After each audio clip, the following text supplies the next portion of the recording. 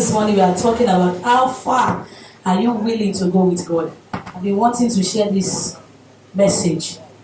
How far are you willing to go with God, with the Lord? I shared this message somewhere in the US. I want to share it with us.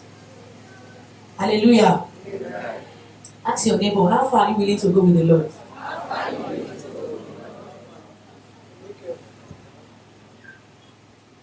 Let's open our Bible to Mark 10, chapter 17 to 22. Let us see where you are seeing Mark orí kẹwàá ẹsẹ̀ kẹtàdínlógún. Níbo lo rò pé o lè dé pẹ̀lú Olúwa? Báwo lo ṣe ń múra sí? Báwo lo ṣe ń gbìyànjú sí? How far are you willing to go with the Lord? Hold on. Let's open it first. Mark 10:17. You can sit down. Let me read. God bless you. If you're there, shout hallelujah. Hallelujah. And when he was gone forth into the way, there came one running and knelt to him and asked him, Good master, what shall I do that I may inherit eternal life? And Jesus said unto him, Why callest thou me good? There is none good but one, that is God. Thou knowest the commandments. Do not commit adultery. Do not kill. Do not steal. Do not bear false witness. Defraud not. Honor thy father and mother. And he answered and said unto him, Master, all this I have observed from my youth. Then Jesus beholding him, loved him, and said unto him, One thing thou lackest, go thy way, sell whatsoever thou hast, and give to the poor, and thou shalt have treasure in heaven. And come, take up the cross and follow me. Verse 22. And he was sad at that saying, and went away grieved, for he had great possession. Hallelujah. Bí ó sì sí jáde lọ sí ọ̀nà, ẹnìkan sáré tọ̀ wá ó sì kúnlẹ̀ fún un. Ó bi í léèrè wípé olùkọ́ni rere, kí ni èmi ò ṣe tí èmi ò fi jogún ìyè nípẹ̀kun? Jésù sì wí fún un pé, èṣe tí wọ́n fi pè mí ní ẹni rere? Ẹni rere kan kò sí bí kò ṣe ẹnìkan, èyí ènìyàn Ọlọ́run. Ìwọ ṣáà mọ òfin, má ṣe panṣágà, má ṣe pànìyàn, má ṣe jalè, má ṣe jẹ́rìí èké, má ṣe rẹ́ni jẹ, bọ̀wọ̀ fún bàbá òun ìyá rẹ. Ó sì dáhùn, ó sì wí fún un pé olùkọ́ni, gbogbo nǹkan wọ̀nyí ni èmi ti ń kíyèsí láti ìgbà èwe mi wá. Nígbà náà ni Jésù sì wò ó fẹ́ràn rẹ̀, ó sì wí fún un pé ohun kan ni ó kù lọ, ta ohunkóhun tí o ní kí o sì fi fún àwọn tálákà. Ìwọ ó sì ní ìṣúra ní ọ̀run, sì wá gbé àgbélébùú kí o sì máa tọ̀ mí lẹ́yìn. Inú rẹ̀ sì bàjẹ́ sí ọ̀rọ̀ náà, ó sì jáde lọ ní ìbìnújẹ́ nítorí tí ó ní ọrọ̀ púpọ̀. Hallelujah. Amen. Jesus is speaking to us this morning that if we are willing to go far with the Lord, we should sell everything we possess. So we are going to start this morning. Ramayawa, the Lord said you should go and sell everything you possess. Mr. Aladura Adewale, the Lord said, sell everything you possess. Brother Dayo, the Lord said, sell everything you possess. Our daddy on the altar, our daddies, the Lord said, go and sell everything you possess. That is the Lord said, go and sell everything you possess. If you want to inherit the kingdom of God, Mommy Pilaye, the Lord said I should tell you should go and sell everything you possess. Sister Shipolake, go and sell everything you possess. And to all of us in the house, the Lord said we should go and sell everything you possess. Hallelujah. Yeah. Who is willing to do that for the Lord? Who is going to start? Who is going to start? Because that man came running to Jesus and he called him good master, and Jesus was like, why did you call me good master? There's nothing like good master. There's nobody like that. Kò sí ẹni rere kan bí kò ṣe Ọlọ́run tí ń bẹ ní ọ̀run. Ó ní kí ni èmi yóò ṣe tí èmi yóò fi jogún ìjọba Ọlọ́run? Ó wá sọ fún pé Bíbélì yẹn sọ àti kà nínú òfin pé ìwọ kò gbọdọ̀ ṣe panṣágà, ìwọ kò gbọdọ̀ pànìyàn, ìwọ kò gbọdọ̀ rẹ́ni jẹ, àbí? Ó ní gbogbo àwọn òfin yìí ni mo ti pa mọ́. Olúwa sọ fún wípé èmi fẹ́ rẹ ní tòótọ́ o, ṣùgbọ́n kù kankan tí mo ò tí ì ṣe. Kí ló wá ní kó lọ ṣe?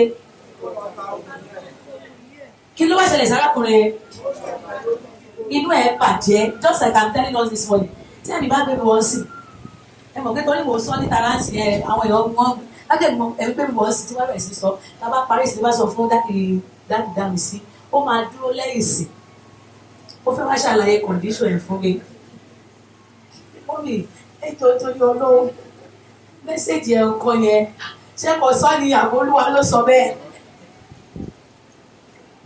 And that is why where we are getting it all wrong. We are running after the things of the world.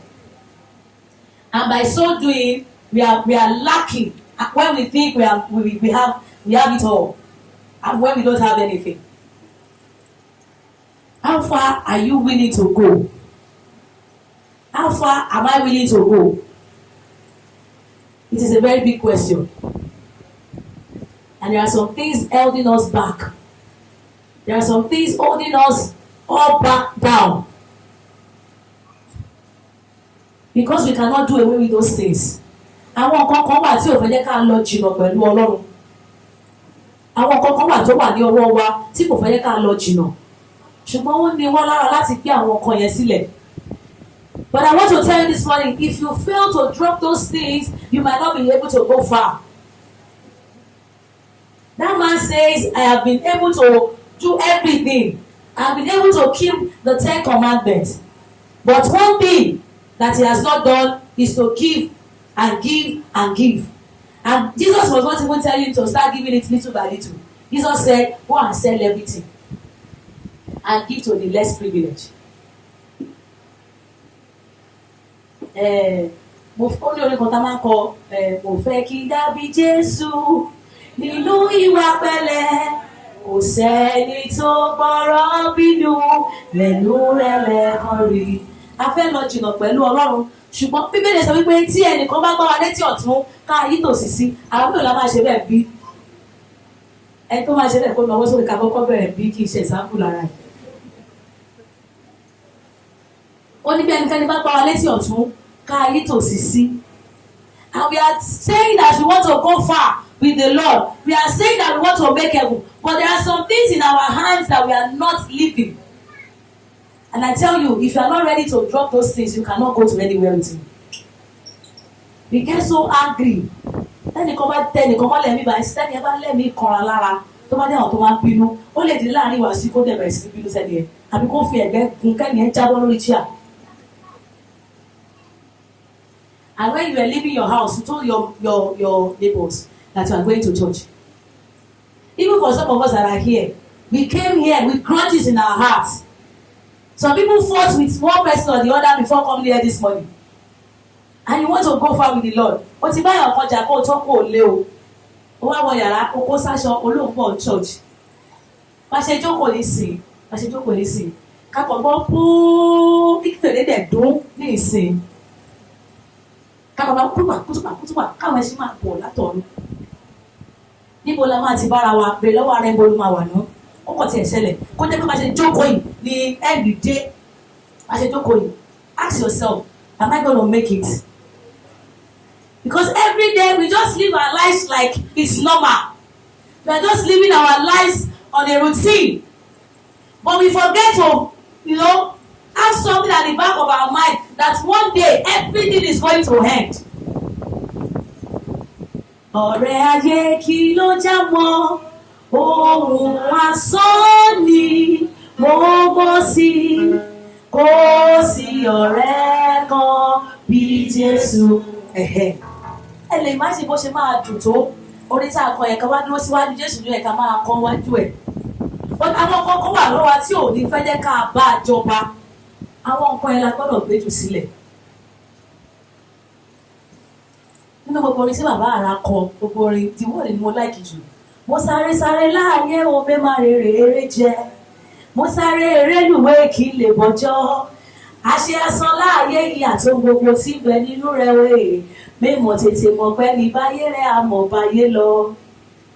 Eré là ń sá, eré mo fẹ́ dogún, mo fẹ́ dọpọ̀, mo fẹ́ dọlọ́rọ̀, mo fẹ́ dọlọ́lá, mo fẹ́ donílé, mo fẹ́ donímọ́tò, mo fẹ́ fẹ́yàwó, mo fẹ́ bímọ, mo fẹ́ kọ́lé, eré là ń sá nìyẹn o.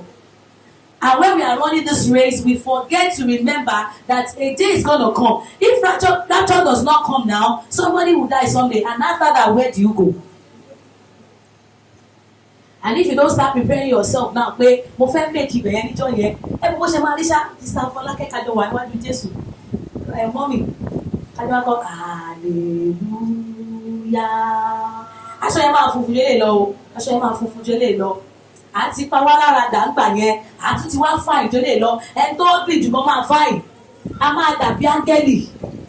Ṣùgbọ́n àwọn kan tá a kọ́ dání yẹn gẹ́gẹ́ bí ọlọ́rọ̀ yẹn, Jésù sọ wípé lọ́tà gbogbo nǹkan tó ní. Bíbélì wípé ó kúrò ńbẹ̀ inú ẹ̀ bàjẹ́. Àwọn kan tá à ń lépa tá à ń sáré ẹ̀ yẹn kò jẹ́ ká lè ó di ẹrù sí wa lára, kò jẹ́ ká lè sáré pẹ̀lú Kristi. I don't know if I'm communicating. Hallelujah. Àwọn kan tá à ń gbìyànjú àti kójọ ẹlòmíì. Hallelujah. Àwọn bàbá kan tó ti kú sí nígbà ayé wọn, àwọn kan àti pé wọ́n kọ́ lé 16. Àwọn kan àti ọkọ lé 14, àwọn kan kọ́ lé 10. Ṣé mo kọ́ káwọn wọn fi lé ẹ̀ṣẹ̀ sí? Wọ́n ń tà ní.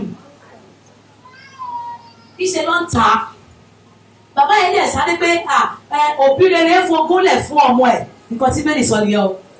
Ó ní òbí rere fi ogún rere lẹ̀ sílẹ̀ fún ọmọ ẹ̀. Eré tí àwọn bàbá yẹn sá nígbà ayé wọn nìyẹn.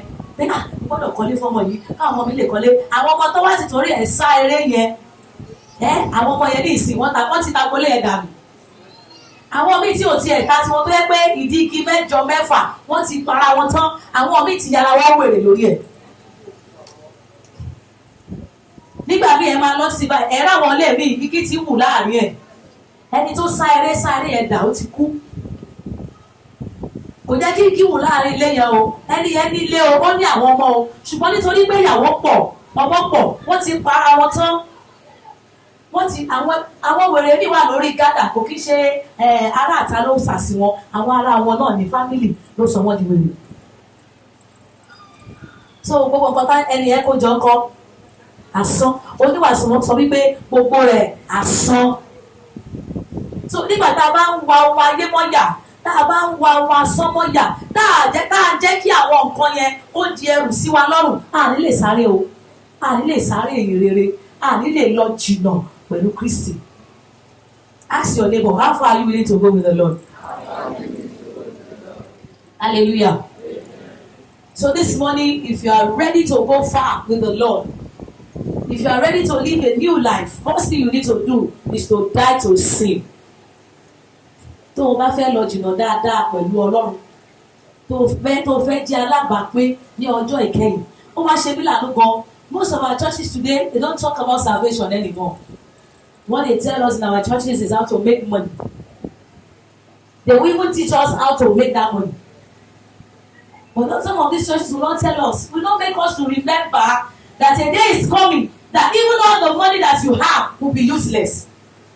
Kò sí bí ọ̀ṣẹ̀ lówó tó, ó sì náà máa padà fi sí. Tó bá tẹ̀ tí wá jẹ́ Muslim, wọ́n máa faṣọ